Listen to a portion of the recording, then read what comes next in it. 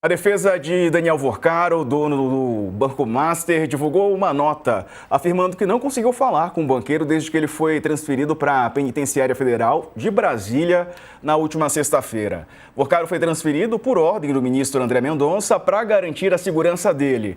Os advogados disseram hoje que a direção da penitenciária afirmou que a visita não poderia ocorrer de imediato e que eles precisariam aguardar a definição de uma data nessa semana.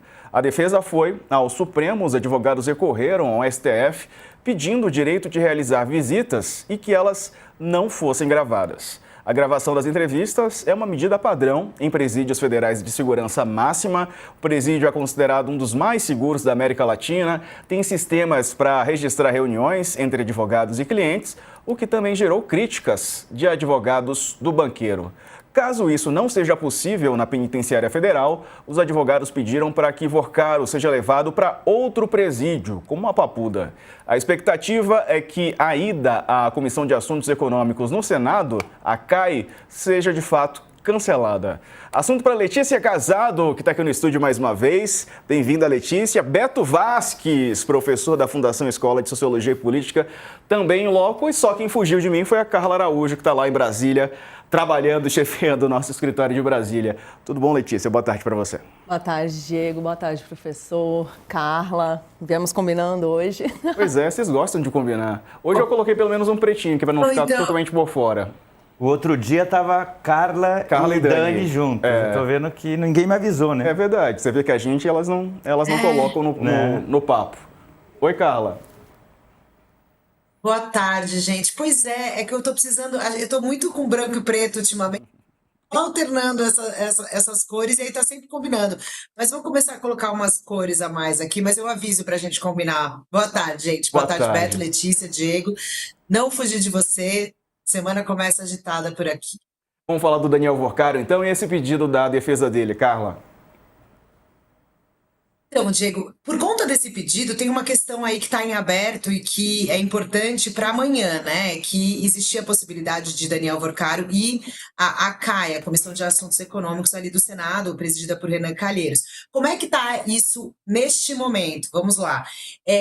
O senador Renan Calheiros aguarda uma manifestação dos advogados para saber qual que será a estratégia, né, digamos assim, da defesa, se eles vão pedir para não ir, né, ou, enfim, ele está preso agora, então a situação da semana passada mudou, ou se eles vão pedir para ir, mesmo assim, mesmo com o cliente preso. A questão aí é que o que dizem os advogados do Vorcaro nessa nota? Que eles ainda não tiveram acesso ao cliente deles.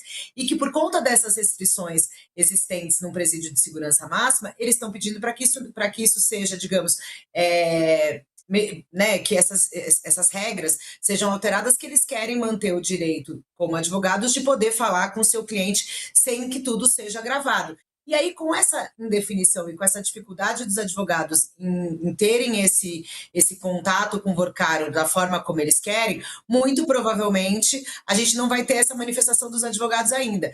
Mas indo lá para frente, tá? Já para deixando o espectador do UOL com essa informação. Caso a defesa de Daniel Vorcaro eventualmente peça para que ele vá, né?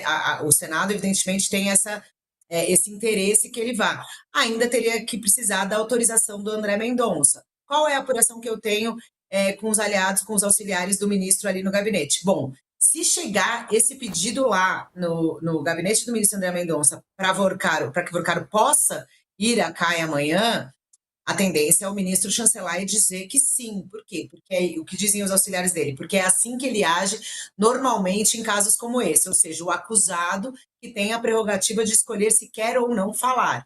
Então, se vier esse pedido por parte da defesa de Vorcaro, a tendência é que André Mendonça autorize a presença do ex-banqueiro no Congresso. Agora, a gente tem que esperar, e é nessa fase que a gente está, a nota que você leu aí, a defesa ainda dizendo que não conseguiu falar com seu cliente e pedindo que as conversas, quando elas aconteçam, porque eles falam, né, que foi determinado ali uma hora marcada, eles querem poder ter acesso ao cliente de uma forma direta e que não seja gravada essas conversas.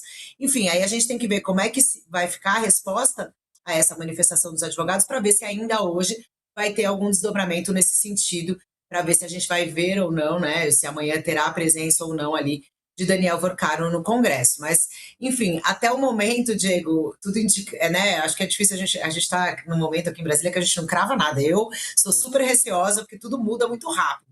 Mas, por enquanto, não há essa manifestação dos advogados para o Vorcaro ir, porque eles estão nesse passo atrás. Vamos aguardar. Até amanhã ainda tem algumas horas, aí eu convido ao espectador a acompanhar no UOL, que a gente noticia assim que a gente souber. Pois é, os advogados estão reclamando, Letícia, dessa ausência de papo presencial com o Vorcaro desde que ele foi preso, transferido, e gravar a conversa também, né? Que é um momento do cliente advogado, podem até combinar versões e tal. O acusado, o suspeito que está preso, ele pode mentir, inclusive, né? Mas isso ficaria registrado nessas gravações.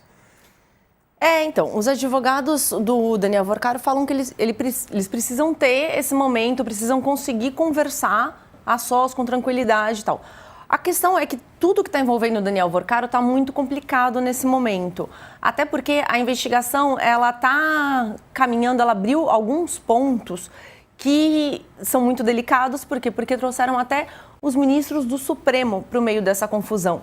Quando chega num nível de problema para o sistema, para as instituições brasileiras, do jeito que chegou agora, porque a gente está vendo uma crise sem precedentes no Supremo Tribunal Federal, o assunto ele passa a ser 10 vezes mais analisado com 10 vezes mais cuidado. Cada passo fica muito mais ameaçado por todos os lados. Então, uma coisa que seria corriqueira dentro do sistema jurídico, dentro do sistema do judiciário, ela passa a ser vista analisada com uma lupa muito maior e com muitas variáveis em volta. O que acontece? O Daniel Vorcaro conseguiu, nessa história do Daniel Vorcaro, conseguiu colocar a maior corte do país numa situação xadrez que a gente nunca viu antes. A gente tem 2 dos atuais 10 ministros do Supremo que já foram, o ministro Dias Toffoli e o ministro Alexandre de Moraes, que foram trazidos para dentro desse escândalo.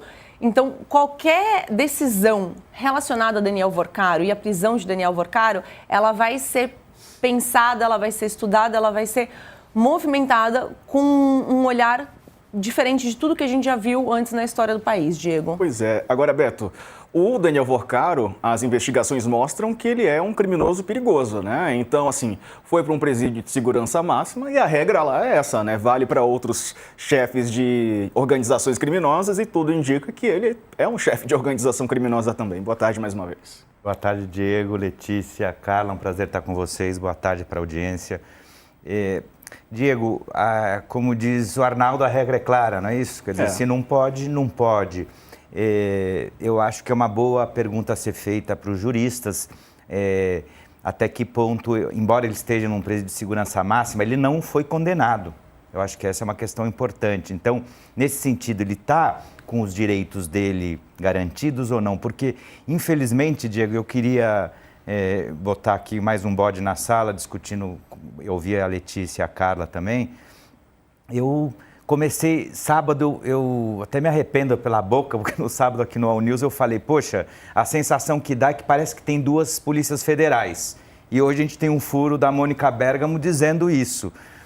Então a gente tem uma PF lavajatista que está com o ministro Mendonça, e proíbe o Andrei de ver as investigações, porque tem uma outra PF petista. Eu estou fazendo uma caricatura, mas o cidadão em casa escutando o que está acontecendo pensa, E aí esse fogo, né, essa fumaça vai aumentando de lá para cá, porque agora vem essa decisão de que ele não poderia falar com os advogados. Eu acho que de fundo é bom, porque quem sabe se estimularia o Vorcaro a fazer o que ele deveria fazer, que é cantar, né? Ver se ele delata que eu acho que para a República seria bom. Mas por outro... É que assim, ele tem um dia para falar, né? É um dia específico que vai ser decidido pela direção do presídio. Mas com gravação, eu acho... gravado, né? Sem ter sido transitado em julgado uma condenação como ele, eu não sei... Sim. Eu não sou especialista em processo penal e penitenciário, mas teria que ver essa filigrana. Eu sei, por né? exemplo, que chefes do tráfico, eles mandam recados pelos advogados. É isso, mas aquele aí, clássico. Só que não sei se... Mas antes da condenação, eu acho que tem muitos detalhes que a gente teria que entender, mas o que eu queria mostrar que isso é mais um elemento que me deixou com uma pulga atrás da orelha e queria compartilhar essa preocupação. Eu vi nas cenas de detenção do Vorcaro essa semana, nessa ida e vinda dele de São Paulo para Brasília, cenas dele preso, com as mãos para trás, com o policial segurando ele pela cintura. Tinham sido coisas que a gente cansou de ver na Lava Jato e que, por exemplo, durante todo o processo do julgamento do golpe, na PF, já sobre a gestão do Andrei, não tínhamos visto, o que eu acho positivo. Espetacularização do detento preso, com a mão para trás, a polícia conduzindo, eu acho que isso não faz bem para ninguém. Outro elemento, as mensagens do Vorcaro com a namorada ganharam conhecimento público. Assim, qual é a relevância disso? Talvez alguma onde ele tenha afirmado uma mensagem, mas as mensagens íntimas. Então, assim, me parece ver os sinais de uma PF da Lava Jato que tinha sido, né, que estava com uma imagem muito ruim, tinha sido reconstruído durante o processo do golpe, onde teve uma conduta exemplar. Espero que a gente não tenha um recuo ou tenha 2 tipos de PF agora, porque isso vai ser mais um legado do Vorcaro, deixar as instituições em frangalhos.